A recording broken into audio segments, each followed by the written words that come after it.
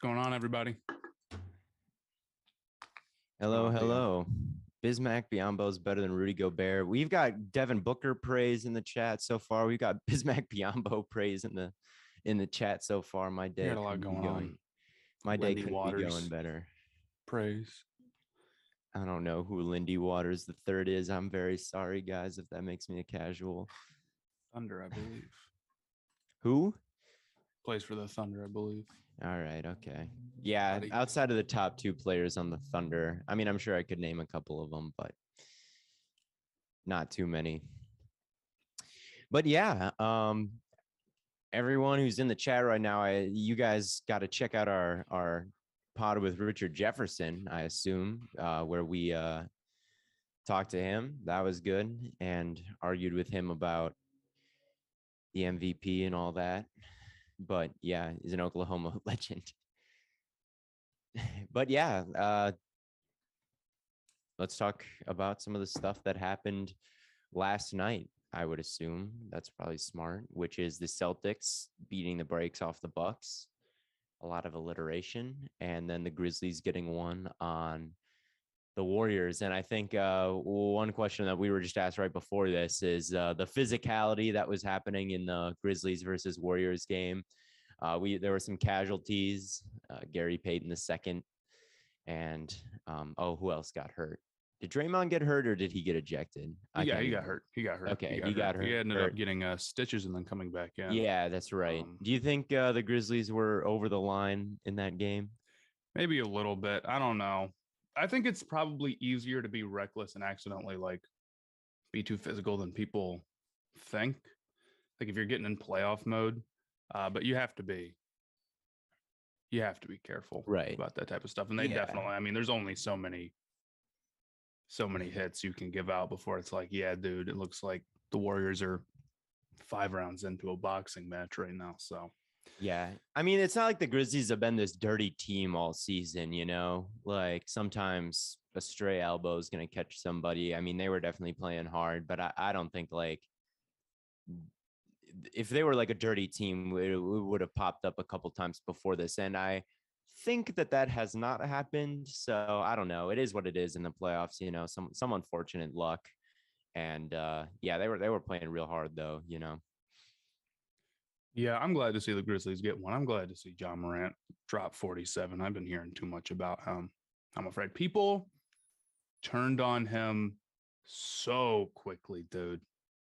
Yeah, you get active on Twitter and people don't like that, Just get mad people don't like that. People on Twitter hate when athletes use Twitter. How could they? Yes, people on Twitter do not like Twitter users. People are my mom just said common Theo W. W mom. Yeah. Yeah, and she knows just how common those W's are. But yeah, I don't think Brooks is dirty, just dumb. Yeah. Maybe a little bit, yeah. Maybe a little, yeah. I saw a tweet last night that the Grizzlies are the best dumb team of all time.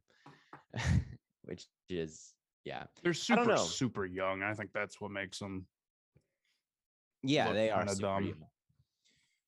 Yeah, it'll be really interesting to see what they do this offseason. It could, provided maybe they win this, they could even win this series, I think. And I think like the key to that is Ja continuing to step up. And I think Clay is not being quite this. I know he struggled this series so far, albeit only in 2 games. He played, I think, pretty well the first series. So, is Clay going to be a guy that you can totally rely on?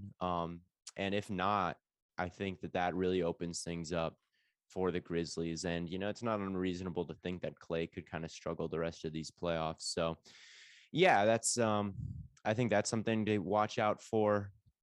The Warriors obviously still are not the biggest team in the world, and their interior defense could maybe get beat up a little bit. So they're not a team without weaknesses, but yeah, I don't know. I think the lateral quickness is really gone for Clay, and that's killing him. The shooting, he'll probably shoot better, Yeah.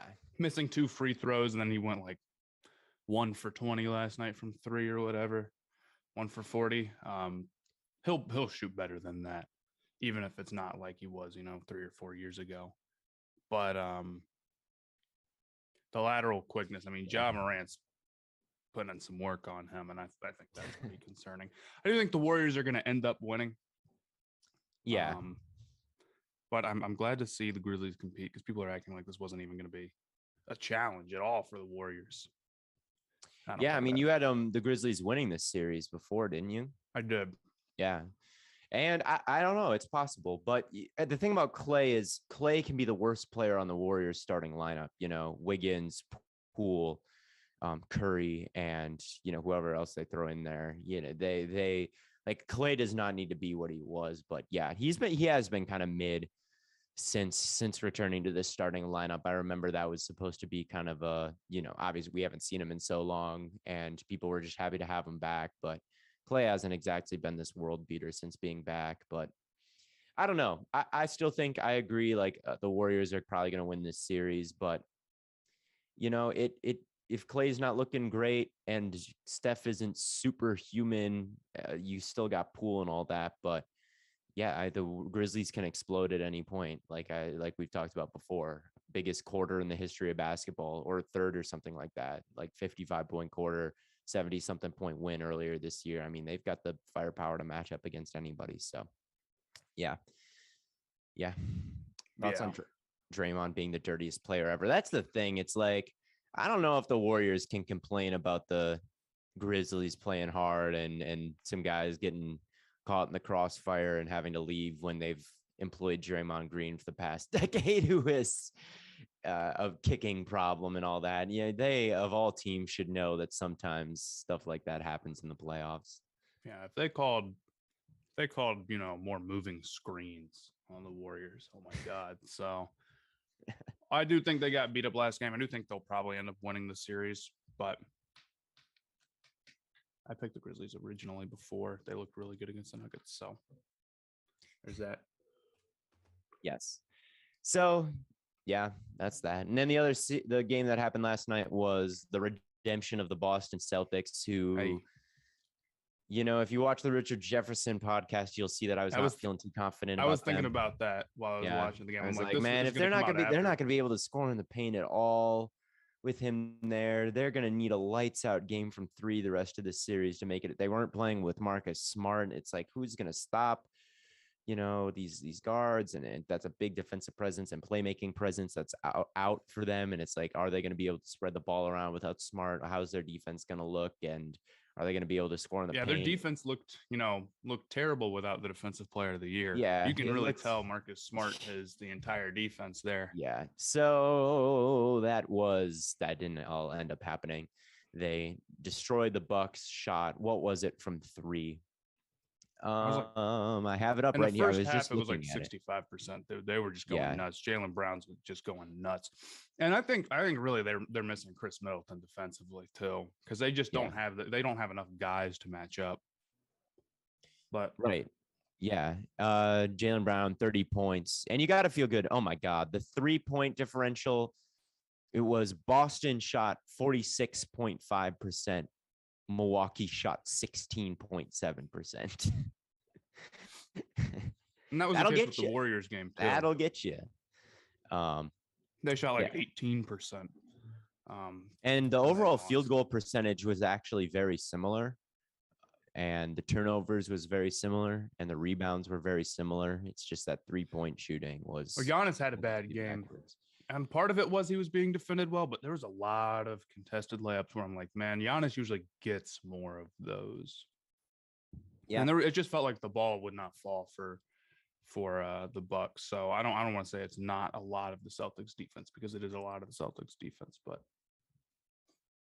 Yeah. And I know the argument is always going to be when you see a game like that, well, they can't keep shooting like that forever, and that's true, but overall it's great to see Jaylen Brown bounce back the way that he did. As a Celtics fan, you've got to be completely pumped to see him redeem himself like that, because I feel like there's some guys out there in the league where, they don't have that trait where they can just bounce back that easily, and a bad series just turns into a bad series. And that's not the case with Jaylen Brown. And it's not the case with the Celtics.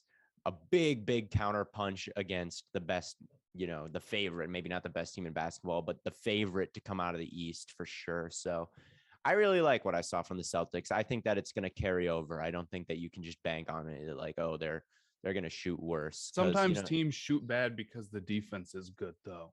Yeah, right. Right. Exactly. Like it's not.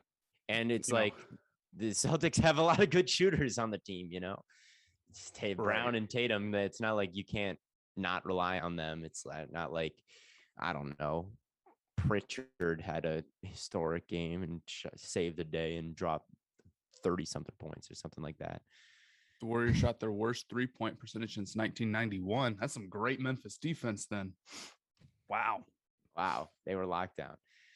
It doesn't count. It's not their fault. Memphis has to be the least likable team in the league. What? I like Memphis. I like Memphis too, but I think going up against Anthony Edwards, people like Anthony Edwards more than Ja right now. Ja has entered like established star who gets hate territory. Anthony Edwards hasn't quite gotten there. Yeah, Ja has gotten in the he needs to be humbled zone. He needs to be humbled.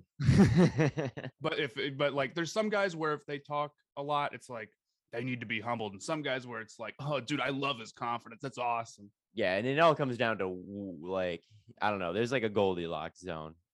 Ja last year didn't need to be humbled. Ja this year needs to be humbled. Right. If Anthony Edwards started talking about a bunch and calling everybody else mid and sharing memes on Twitter about all of his opponents while being an MVP candidate next year, he'd definitely have to be humbled. But anyway, Coach Bud doesn't know how to adjust is one comment we've gotten. And I think that's an interesting thing about the Bucks is like, as soon as, we were in the finals last year and I saw fire Coach Bud profile pictures from a lot of Bucks fans. Like Budenholzer did not have much love when it came to like the Milwaukee Bucks until he won the finals. Everybody was like, I guess. But he's still the same coach, so he's not infallible. This isn't Greg Popovich we're talking about here. This isn't, I don't know many like long established great NBA coaches except for him. But this isn't Steve Kerr. We're talking about him, but yeah, Steve Kerr gets a lot of hate from Warriors fans. I've seen. Yeah. And that's why I'm a little hesitant to like, who are the other ranking the coaches? I used to think like Phil Jackson. Like the old, Phil Jackson. Yeah. Who's the old coach for the Celtics that got fired? Brad Stevens. Brad Stevens. Yes. He was someone that everyone thought was like this genius. And all of a sudden he went downhill fast, I guess. So I don't know who the other like, who's the NBA equivalent of like Kyle Shanahan? There's Nick Nurse, obviously. Yeah. He's great. I don't know. That'd be a good one. Yeah. Look up Steve Kerr's son's name. Oh, I know his son's name. What was I gonna say, dude? I had something really interesting. Spoelstra. Yeah, Spoelstra. Obviously. Oh my God, how did I blank on Spoelstra? Spoelstra, Nurse, and Popovich are probably like the three like goated NBA coaches. What if Red Auerbach? And he's no Red Auerbach, but is he the guy on the Celtics and on Winning Time? Isn't he like the old Celtics owner or GM or something? You've been watching Winning Time?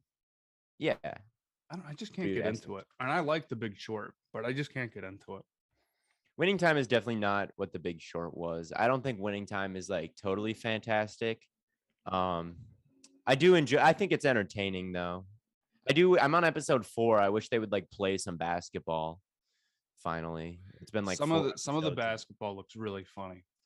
Because that's my thing about that's my thing about sport. It's why I can never get it. I've never liked football movies, TV shows. I've never been able to get into it. I don't like Friday Night Lights. I don't like what's my favorite football movie of all time? There just isn't one. I don't think they're good because like actors don't know how to play football. Like it just can't be portrayed on screen, I think. So well, I think Winning Time is like particularly bad about it, but it's worth watching for. It's really funny.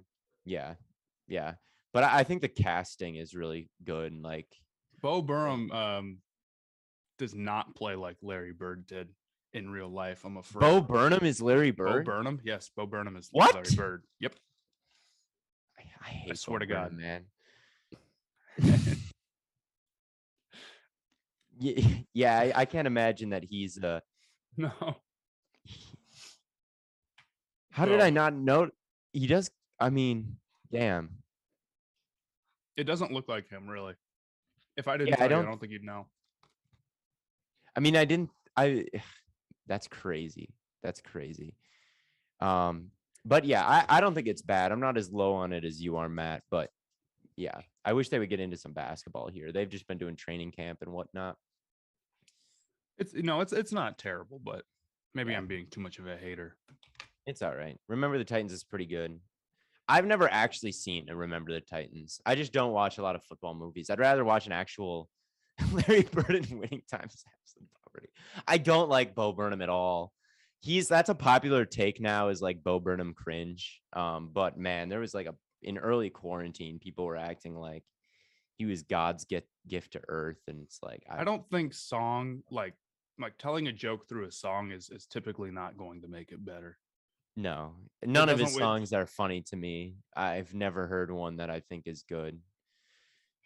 And I think like his general commentary of like billionaires bad is like, okay, good, good, nice work. This is definitely not commentary that I've seen a million times before. But anyway, this is not the Bo Burnham Wednesday. This is not Bo Burnham Wednesdays. Do you watch Blue Mountain State? Oh my God, Blue Mountain State. I have seen Blue Mountain State. It's very camp. It's very camp. It fries my brain like no other show does, but it's like so cliche that it has its moments. I don't know. I don't know. I haven't seen that. It's really bad, Matt. It's like so horrible, but it's like, I don't know. It's camp. Do you know what I mean by that? Are you in? No, yeah, camp. I'm plugged in. I know what you're plugged into camp. Okay, it's so camp. It's so camp. But yeah, what's your favorite sports like media of all time? What's your favorite one? Do you have one? Moneyball. I've read the book. I've never watched the movie. That would be But they don't really play that much in that's the thing where baseball is easy to replicate, and also I wouldn't be able to tell faux baseball from like really good baseball because I don't watch it. Yeah, that's probably a good take. Is like Moneyball is probably the best it gets. Yeah, I would agree. I read the book. It's a good book. It's a great book. I read. I'm not this screenager, illiterate screenager like you. I actually read. I haven't read a book in a long time. I'm just kidding. But there's a lot of like Sigma movies. You know what I'm talking about? Where it's just like like American Psycho or Drive or whatever. Yeah. Brad Pitt and Moneyball is definitely bordering on that, dude. Yeah. It's some of the scenes are really funny and kind of like the same way. He just wants to be alone and like, yeah. Yeah. Brad Pitt carry job. I love Brad Pitt. Brad Pitt rocks. I like Brad Pitt. I've never seen a role where he is not absolutely fantastic and entertaining in.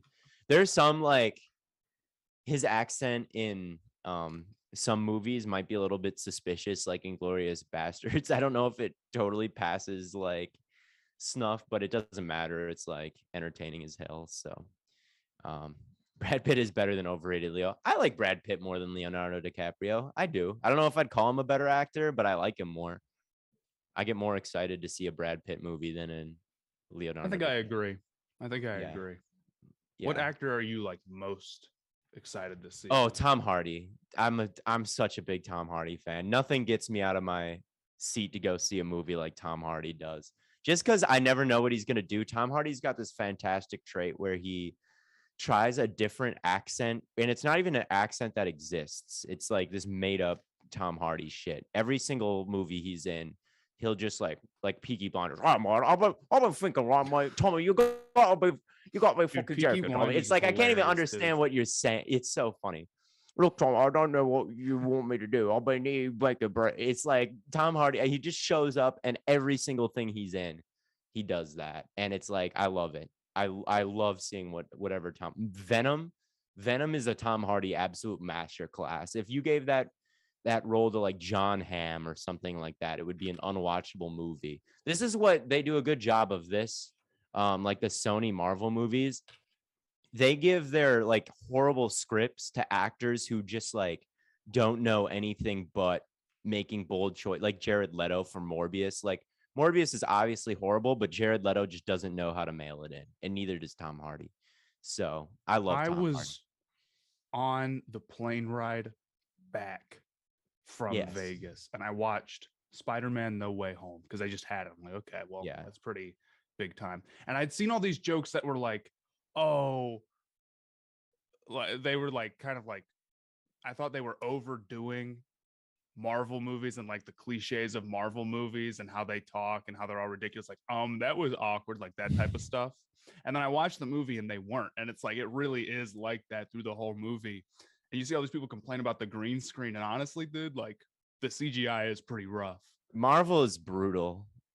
It's not a good franchise to me anymore. But I've enjoyed some Marvel movies. Like I have too. I've watched everything. I liked Infinity War. I watched everything. No Way Home was terrible. I've watched everything. Like Endgame happened. I'd seen all like the Marvel stuff until then. And then I was like, it's over. I'm done. This phase is I don't care about whatever is next. We're so far. The multiverse really does, like, it pisses me off. It really, it's just an annoying concept. The multiverse where anyone can come back, any plot point is possible. It's like, holy shit, guys. Like, that's such a cop out. It's such a cop out. Like, get a real script. All right. And stop going this like amusement park ride movie where it's just for fanfare. It's no good. I've been meaning to see that. Go ahead, Matt. We probably should talk about basketball. I was meaning to see the everything. Yeah, everywhere. I want to see that. I want to see the North. Super good. I want to see the Northmen. I want to see that. Yeah. Endgame sucks. Sadly, I watched it like 2 a.m. too. It was horrible, and then it was in a theater where I worked at a movie theater, so it was just the employees showing. Like we saw it before everybody else. Like the day before it released, we had it, and we watched it just. But when you watch it just by yourself, all the moments where there's supposed to be like clapping, there is no clapping, and shit gets rough when there is none of that. Dude, with No Way Home, it really is crazy bad because when the guys like step through the portal and they'll just like sit there for just like a half a second too long looking at the camera. It's really funny. Yeah, but it is funny. Anyway, back to basketball. We talked about the East. We talked about, Clay, maybe like he's not exact. I feel like whenever people talk about an X factor in a series, they just always say like the third best player on the team. Like, oh, the X factor is always going to be the third best player on the team. So I want to avoid that cliche. But yeah, the Warriors are beatable if Clay is not what he was. As far as Celtics go, like, I don't know how I feel about that series going forward, but I think it could go to 7. I'll say Celtics. I'll stick with my guns. I would stick with Celtics here. I think you'll be okay. I mean, Chris Middleton is not playing. He won't play the entire series. And I think eventually with Giannis, it's so tough because you have to pick and choose when to be aggressive. And that's the hard part for those superstars. It's like he doesn't have he's always going to draw the defensive attention. So he's always going to be good when he's out there, but you kind of got to pick your battles when you're going to go and do it yourself because you have to sometimes, when you're going to pass out because you have to sometimes. But you need some more Grayson Allen master classes if you want to win this series. And yeah, we do need some Grayson Allen master classes. But headed to like the other games, which is, I mean, the other one is Suns Mavs, right? Mm-hmm. Feeling pretty good about the Suns right now. Survived a Luka Doncic 43 point game, and still won. And that game I think was even not as close as the score suggested. The Suns had a pretty good grip on that from the very beginning to the very end, and I trust Chris Paul. don't think that he's a playoff choker at all. I think that he is quite the opposite. I think that he's got his share of at least from what I've seen on the Suns, he's got his share of playoff master classes. So he had a few to close out last series. It's just yeah, that Chris Paul is not like a big volume scorer. So when he does have a stinker in a series, which everyone does, it's like the 4-point games, and it looks yeah, really bad. because he's not even gonna say like double digits. Yeah, but at any rate, I'm pretty comfortable though. I think my takeaway from just this game and the series in general is like, who do you? I see a question. Who would you guys say are the top three? Oh, top three coaches in the league. I thought that was going to say top three players in the league. I might put Luka at that number 3 spot, man. I really might. I think like it's Embiid or Luka, right? And or I guess Curry. It's not just those two, but it's tough to overstate how high I am on Luka Doncic and have been for a while.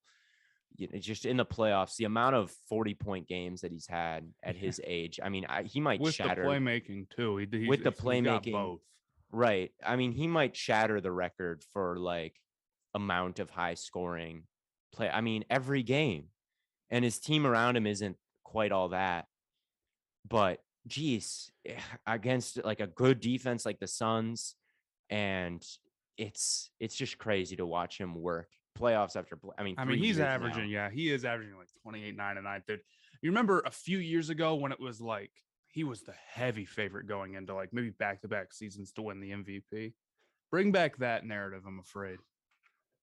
Yeah, it just hasn't quite worked out for him where he hasn't really even been in the MVP conversation at the end of the year, but he always is like a high level superstar, all-star, and should probably be even more in that conversation. Like it's just it's ridiculous. He is like a little bit like a better scoring Jokic a little bit. It's crazy, it's and what he can do in the playoffs and consistently, if like that's what you value more than anything, like yeah, maybe you can say he hasn't won anything.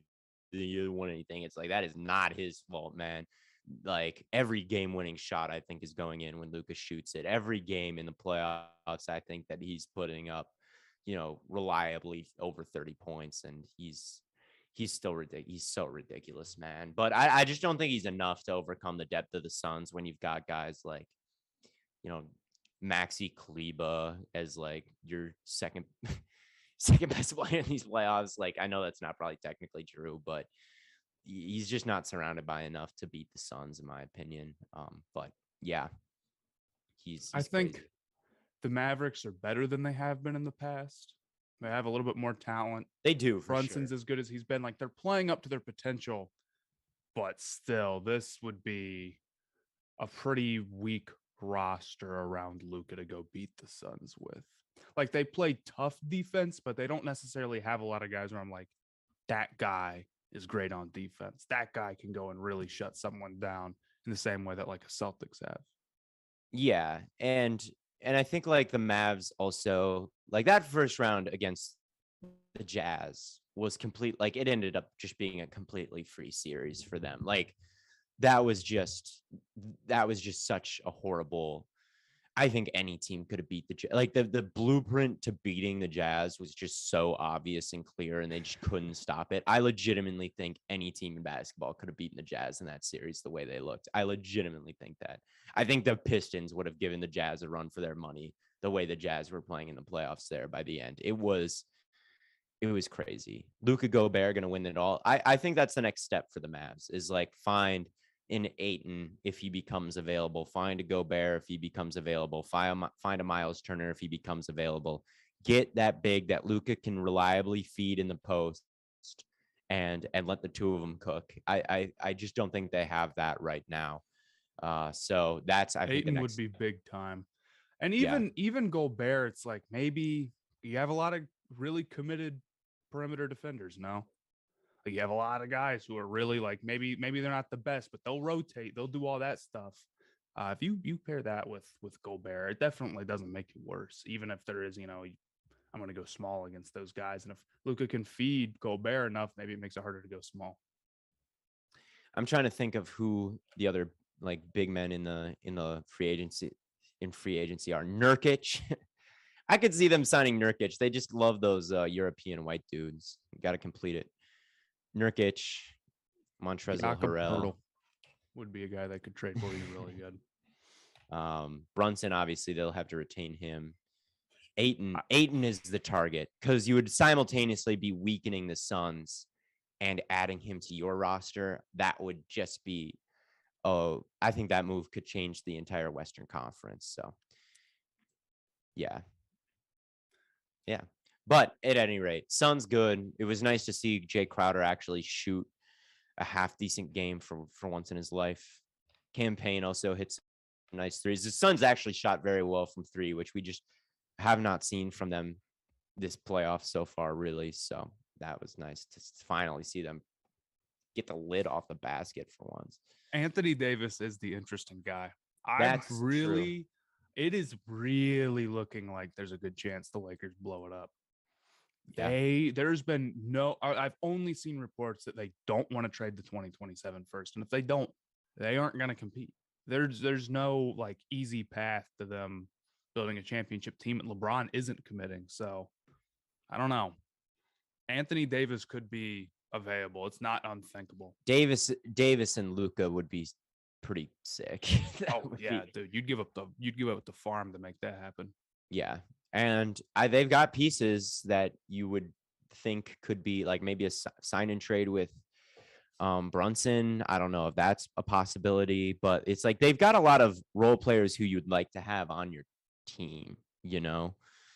I think the big thing would be, if I was the Lakers, I'd want to recoup some picks, and I would want expiring contracts. So my salary cap is an asset that is not equally valuable to every team. Like Hornets money isn't worth Lakers money, right?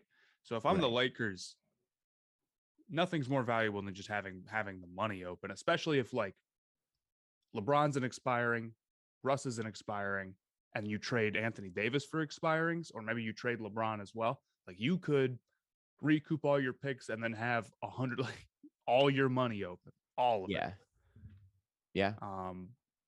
So I think that's what I'd be looking for, but I don't know if the Mavs have expirings. I don't know what they look like with that, but it'd be interesting. Yeah. Anthony Davis will be an interesting one as well. Like, again, someone I just don't trust to stay healthy at this point and getting up there in age. I wonder what kind of commitment I would make to Anthony Davis at this point.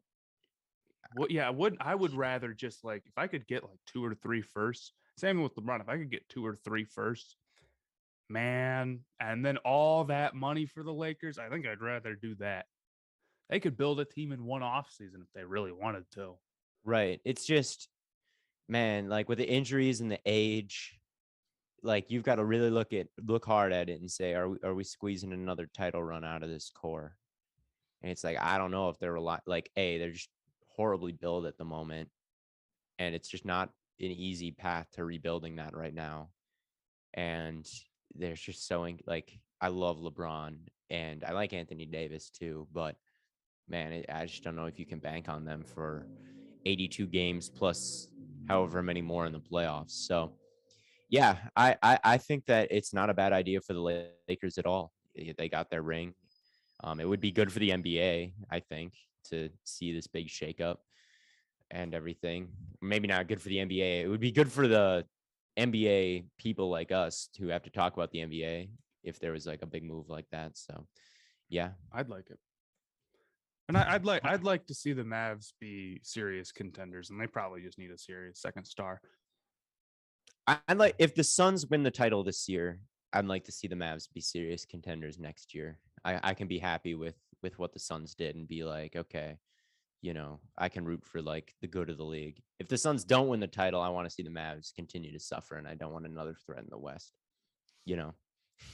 Yeah. Yeah. If they win the title this year, the Mavs can go crazy. I don't care what they do. If they don't win the title this year, the Mavs have to hold off on being a contender. They can't be a contender. Donovan Mitchell to the Knicks. I feel strongly that that's going to happen. I think that makes so much it is sense. Definitely like, okay, it's tough because you hear every player in existence is actually rumored to go to the Knicks. Yes. And Donovan Mitchell is definitely one where it's like, that is not baseless, even though a lot of them are. But I think the Heat also have a really good shot at getting him. That would be fun. That would probably be better for him than going to the Knicks. That's with no He's from New income York. tax. Hey, He is from New York. I don't he's know. I'd from New rather go to York. the Heat.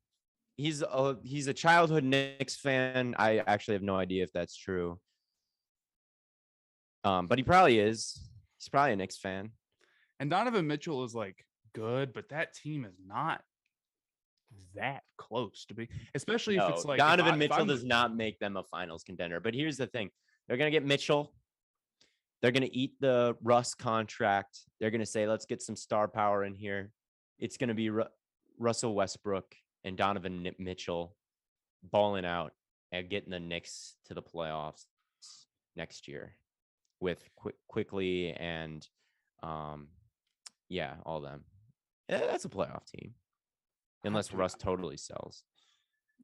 Watch it. I don't know if they're going to be able to get that. That Russ contract is valuable now. It's $47 million of expiring money. And if I'm the Lakers, I don't want to get locked into like a long-term Julius Randle deal. Yeah, I guess. Well, maybe you don't. I don't know. I just think like, okay, Mitchell's going to the Knicks though. I strong like the Knicks. They're not firing Thibodeau. They just don't have the star power to compete right now. And it's tough to sell Julius Randle anymore, and it's tough to sell running it back without a huge new addition, right? They've got to be pretty desperate, right? And the GM in the front office, if they have another underwhelming year, they're getting fired, right? They're lucky it didn't happen this year. So you've got a guy who's probably on the way out of Utah, who's motivated to leave, and you got a team that is probably desperate for some real star power. I think it makes all the sense in the world. I really do. And yeah, the Heat also makes some sense. That roster is aging a little bit, and adding a young talent like Mitchell would really be useful for them going forward. Not only for like the short term, but the long term as well, because they don't really have this long term future with all the old guys they have. But I really think, I think Mitchell to the Knicks makes all the sense in the world. With Mitchell to the Knicks, it's cool if you don't have to give up RJ Barrett, but you probably do. And that would be, man, I don't know if I would do that. That's really hard. I think Mitchell, I don't know. How do you feel about the T-Wolves' future? I am not super confident in their path to getting like way, way better outside of like, I hope Anthony Edwards becomes a top 5 player. That seems to be the. They need Ant, and it's possible to the track that he's on, but they need Ant to be like one of the best players in basketball. I am having a little bit of trouble hearing you. I don't know if it's my internet or on your end. Sounds like the mic isn't plugged in, but it could be me. Talk about SGA and why he's him. Because he's on my fantasy team, dude. I think my. Oh, there it goes. Yeah, you're good. I think my Wi-Fi just cut out a little bit. SGA is, I think, one of the more underrated players in basketball. I know Bladen's. We'd had the NBA player ranking quiz that Bladen made, and we were trying to. We can only put so many players on there because we don't want people doing that quiz for 30 years. And we were making some cuts. You know, who doesn't really need to be on there? Like, does Pascal Siakam really need to be in this conversation? Does LaMelo Ball really need to be in this conversation as like the best players in the league? And can you guys still not hear me? Is it okay? No, they're behind. You're good. Behind. You're okay. Good now. And then SGA, I asked like Twitter, like who are some guys we should cut, and I just disregarded the opinions of anyone who said SGA. I think SGA is really underrated. He's sick. He's sick. He's super, super sick. Like if you are a winning team who could get SGA, and I think the Thunder would be silly to move on from him because eventually you got to stop rebuilding and actually build something. And I think you should do that with SGA and Giddey. And I don't know why they wouldn't, but yeah, those two, like defensively, he's high level. He's an elite playmaker, high level scorer. He's just a total package. Like there's no discernible weakness to his game to me, you know? So is SGA better than Cade? I'd say so. I think Cade can become SGA right now. Yeah. Yeah, Yeah. SGA is I mean, better than like most players, man. like He's this last phenomenal. season, absolutely. Like I like Cade, but I dude's like a Cade rookie. too. How do you feel Um, about the Pistons' future? It's pretty good. It's pretty good. You got Cade. He does seem like he's pretty good. Pretty good. So you got that going for you. You've got really a lot of people like have this idea that since LeBron and the decision, like free agency is a super, super big deal, and that's all like or winning trades, but 90% of building a team is still drafting. Almost every team that wins a championship did it because they drafted well, not because they went some like made some big move or whatever, because they've won some like masterful trades, because they drafted well. You have to draft well. And the Pistons have a general manager, Troy Weaver, who drafts really well. So I feel good about them just based off the fact that I feel confident they're going to continue to draft well. Same reason why I feel really good about the Hornets too. SGA's career effective field goal percentage is 51.7%. And he's only dipped below that 50% mark once, and that was this year when he was at 0.496. So incredibly efficient score. Look at the assist numbers; they're pretty good as well. They've taken, they're up around 6. Nothing crazy, but really efficient score. And what's his 3-point percentage? Who has the Yeah, worst this is future out of any lottery team? the Lakers, the lottery team. Future wise, you maybe I don't know. I can never say the Lakers because they have such a big advantage being. Yeah, I no, would say they've got a decent future. Sacramento. Yeah, they got rid of one of the guys you'd be most excited about going Maybe forward. Washington. Both those teams are decent enough to win some games, so they're not going to have amazing odds, but they also don't really have that guy to build around. Like Fox and Sabonis are good. Beal is really good, but like, I don't know. Yeah. Yeah, no, I would agree. I would say I'd put Orlando up there just because, you know, I like a lot of the Orlando young pieces. I think their direction as a team is a little bit clearer. They maybe still don't have that guy, but I think their direction is a little bit more clear than a Wizards. yeah, I think so too. It's just I don't know.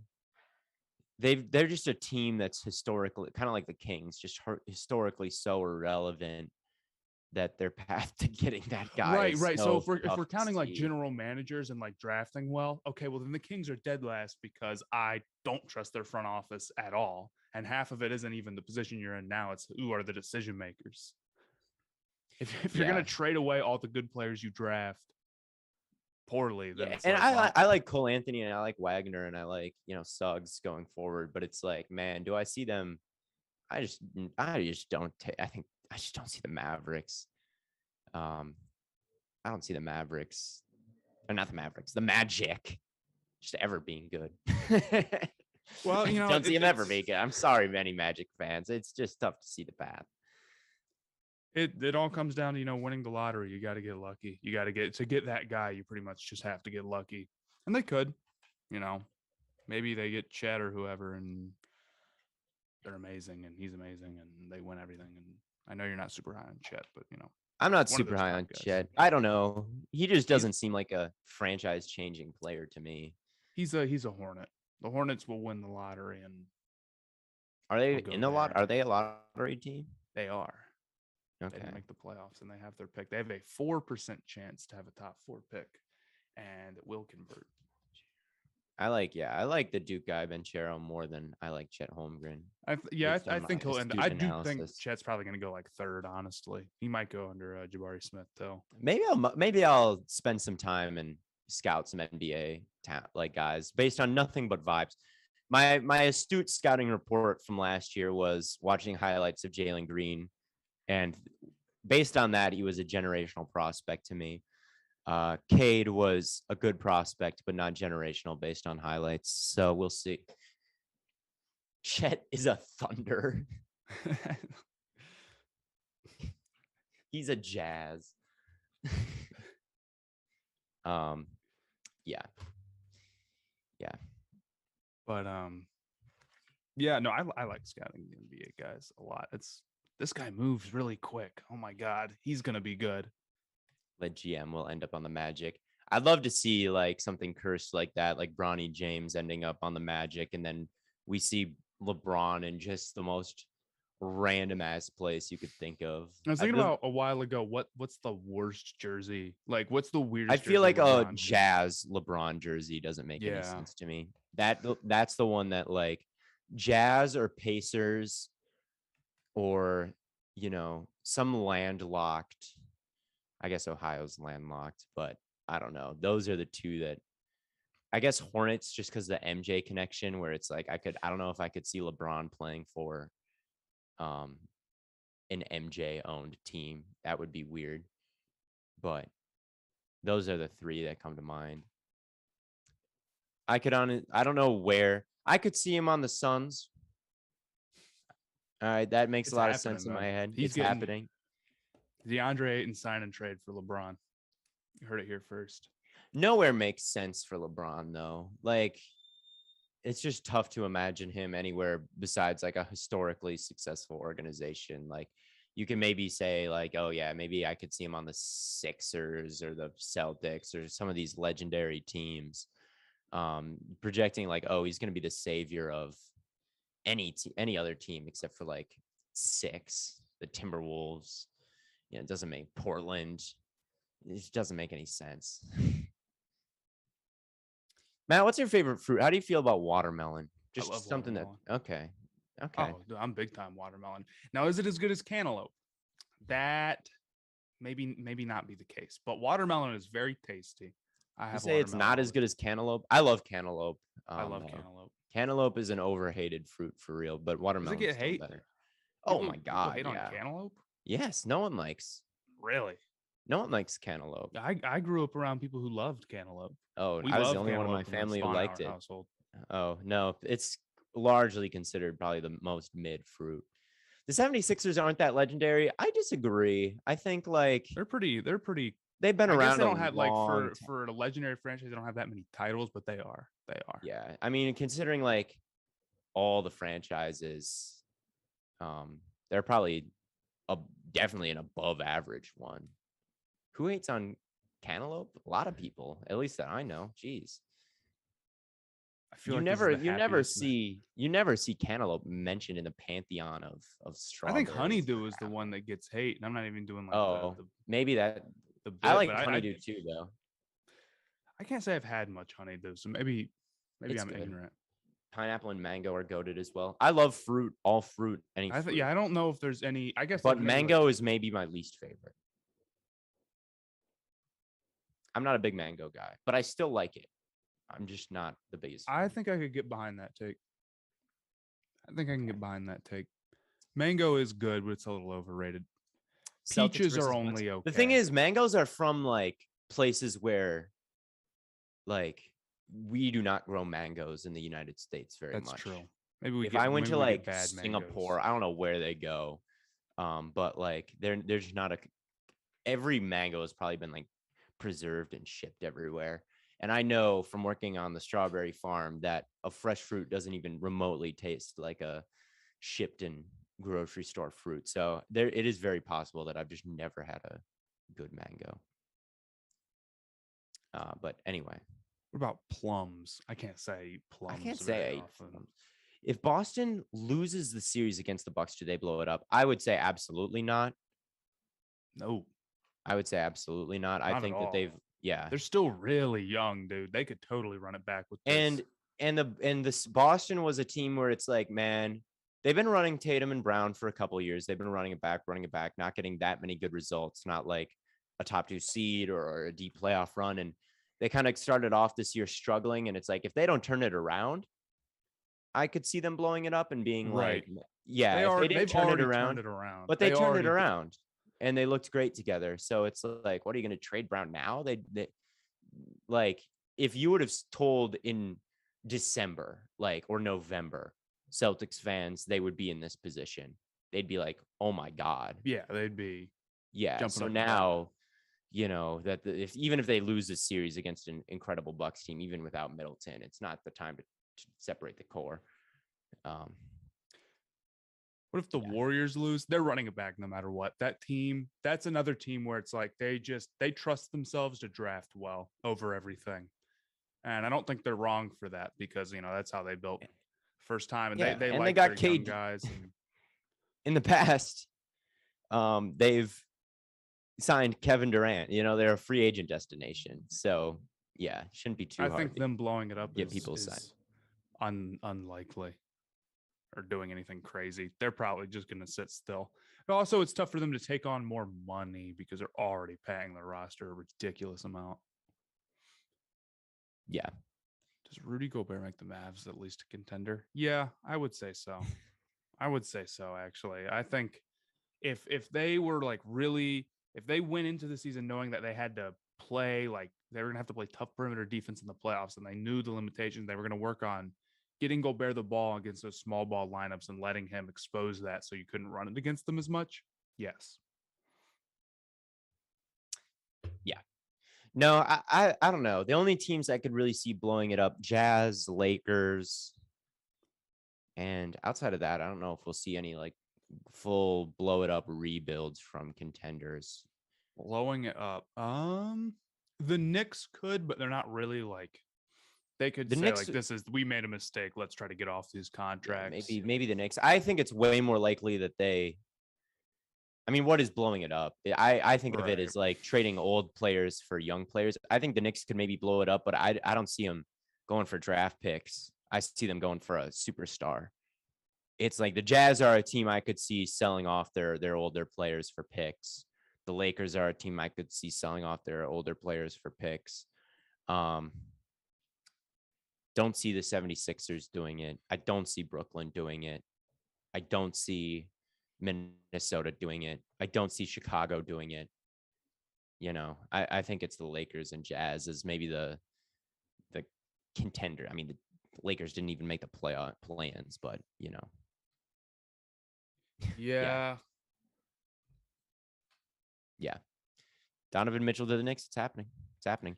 Atlanta's another team where it's like, I don't think they're going to like trade Trae Young for draft. I don't think they're going to trade John Collins for draft. I think they might trade John Collins for a superstar, but I don't really consider that blowing it up. I don't think they're tanking I think they think their title window is right now. If they're adding anything, it's a really high level player. They need to mix things up there. They need to like reload a little bit. Yeah. But I don't know what you do. I think they're not super well positioned. Honestly. What do you think about the Zach LaVine rumors? Is he a free agent? Yeah, he's unrestricted. He can go anywhere. I mean, what are the odds that he likes Chicago more than any other destination in the entire league, Chicago, the problem with Chicago is that they don't have a very clear path to actually contending. They could be better than they were this year. Maybe Patrick Williams takes a big step, but like that team is kind of old and they weren't really competitive against the Bucks. I don't know who they'd be. Like, is there a world where they're super competitive in a second round series? It's going to be tough. No, it's going to be tough. They don't really have that guy. They don't have there's that a lot of things there that aren't awesome. They're a good team, but they don't have that guy. And it's okay if you have like multiple top play. I mean, you can build it maybe in the Suns mold, and maybe you think you can build that, but they don't seem to quite have that gene to them either, where they're just like stupidly locked in and like a buzzsaw like the Suns, who just operate so well as a unit that they're super formidable. And we just haven't seen the Bulls operate like that. They're not a Suns level chemistry. They're not a Suns level well-built team. And like, is that going to change from this year to next year? Are they going to maybe they really feel confident that they can build that kind of chemistry and they can build that type of execution within the system and just master it? But I feel like we would have seen that this year, at least to some degree, like beating a good team. Like he would have signed an extension by now if he was just going to stay in Chicago no matter what, and he wasn't considering it. Because I don't know, dude. I really think he might leave. He may do it. Chicago's a good, not like a bad free agency destination at all. So it's not like I think he's just going to dip out of like a small market, but Yeah. Yeah. He's a son. He'll be sixth man of the year coming off the bench for Booker. who could Yeah. take on a max for LaVine? A sign and trade. And if LaVine's like, I'm not coming back, and a team offered, the Bulls, whatever, and a sign and trade, they pretty much got to take it. So, Yeah. I don't know. I think it's about 50-50 shot. I think there's a very real chance that he leaves. He's someone, I mean, obviously, hey, Anthony Davis for LaVine. If LaVine says, I'm not coming back, who says no? Chicago would never agree to that trade unless LaVine straight up didn't want to come back. Well, there isn't going to be a scenario where LaVine wants to go somewhere else and Chicago's like, no. And then he's going to be like, okay, well, I guess I'll go back to Chicago. That's not like in sign and trades, the team, even if they have bird rights and the other team doesn't have salary cap, they never have like leverage to just stop that from happening. What team needs LaVine? Maybe a team like the Mavericks where you could really have an elite like an all-star level second scorer. He's Brunson is a free agent, so it's like you could pay more for LaVine. You're gonna have to probably pay one of those. You're probably gonna have to pay Brunson a max, right? So it's he is. I mean, you could upgrade. I don't think he'll quite get there, but he's definitely a lot closer than people will want him to be. Yeah. LaVine and Trae Young, I think that makes a lot of sense. Point guard, shooting guard duo there. That's a team that could really use an elite second scorer. Suns don't need him. Celtics don't need him. Bucks don't really need him. 76ers. Cavs is not a bad one, dude. And they have picks to give up, and they have a big expiring contract to attach to that. So that one is very, very possible, I would say. Yeah, you throw out a lineup of Garland and LaVine in the backcourt, and then Mobley, Allen, and then whoever, whether that, LeVert, I guess. Yeah, that you can. But a lot of it is where he wants to be too. So you have to keep that in mind. You do. Yeah. I like Atlanta. Raptors would be cool. They could use some star power. I like what they're doing there, but they could use some star power. A lot of teams could use an all-star like Zach LaVine. They really could. Would the Bulls trade him in conference? Possibly not. It's really tough to tell how that's going to go down. That'll be interesting to watch. I hadn't really been thinking about that. Yeah, the Lakers. Yeah, I could see it. I kind of had to go here. It's been about an hour. Yeah, well, that works for me. Yeah, so I might wrap it up. Appreciate you guys tuning in. Yeah. We'll be back on next Wednesday. Catch y'all guys next time. Cool.